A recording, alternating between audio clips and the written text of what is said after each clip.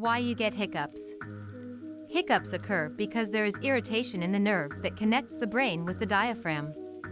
Most common causes are stress, being nervous, eating too much, and a few others. The irritation to the nerve causes the diaphragm to spasm. This forces you to abruptly suck air in where it hits your voice box, also known as the larynx. As a result, your vocal cords suddenly close, which causes the recognizable sound. And now you know.